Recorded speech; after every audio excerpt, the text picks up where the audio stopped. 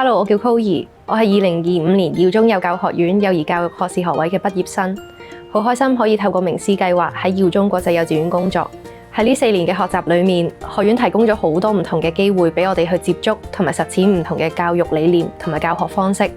包括實地考察、交流團、去本地國際學校實習等等，令我哋可以睇多啲、知多啲、試多啲。而令我最深刻、真正改變我嘅教學觀念嘅係耀中教學法嘅12項信條。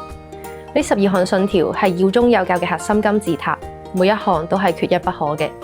當中我特別深刻嘅係信條2，兒童是有能力或值得信任的，同埋信條7，教師和兒童共同建構學習。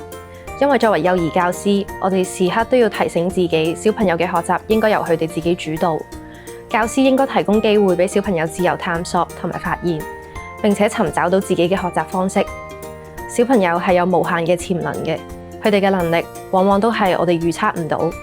我哋只需要放手，相信佢哋嘅能力，俾多啲機會佢哋嘗試。其實佢哋能夠完成好多嘢，佢哋係能夠日常自理嘅，例如自主進食。1-2歲嘅小朋友都可以喺大人嘅鼓勵下，食完嘢之後收拾餐具，嘗試自己着3換3。而大人只需要喺旁邊正面引導、鼓勵，需要嘅時候可以陪伴小朋友一齊做。除咗自理之外，喺玩嘅時候，例如攀爬，我哋都可以信任小朋友嘅能力，放手俾佢哋嘗試。我哋喺旁邊講注意事項同埋提醒佢哋，而唔係因為擔心佢哋受傷而抱起或者阻止佢哋。呢一啲例子正正體現咗呢12項信條嘅精神：尊重兒童、相信兒童、共同建構學習，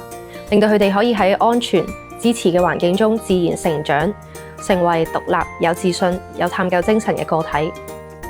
好感恩學院提供咗多元嘅教學同埋唔同嘅支援俾我哋，令我哋嘅學習過程更加順暢。例如 SDO 定期都會舉辦好多唔同嘅工作坊，又會放好多資源喺 Common Room， 方便大家去調節學習嘅壓力。